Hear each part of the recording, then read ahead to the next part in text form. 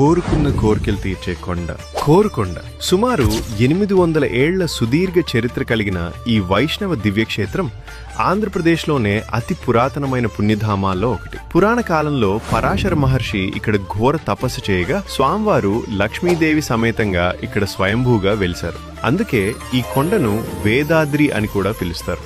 ఇక్కడున్న ప్రతి రాయి ఒక కథ చెబుతుంది, ప్రతి శిల్పం ఒక ఇతిహాసాన్ని వినిపిస్తుంది. భక్తితో 615 నిటారైన మెట్లెక్కి శిఖరాగ్రానికి చేరుకుంటే అక్కడ కేవలం 9 అంగుళాల ఎత్తులో కొలువైన ఆ చిన్ని నరసింహస్వామి దర్శనం లభిస్తుంది. స్వామి ఇక్కడ తన దేవేరితో కలిసి సాత్విక నరసింహ రూపంలో భక్తులను అనుగ్రహిస్తారు. ప్రతి ఏటా ఫాల్గుణ శుద్ధ ఏకాదశి నాడు జరిగే కోరుకొండ తీర్థం ఒక అద్భుతం. ఆ రోజు జరిగే స్వామివారి కళ్యాణోత్సవం, ఆపై లక్షలాది మంది భక్తుల నడుమ సాగే రథోత్సవం చూడటానికి 2 కళ్ళు సరిపోవు. సంప్రదాయ హరికథలు, బుర్రకథలు మరియు వినోదభరితమైన జాతర.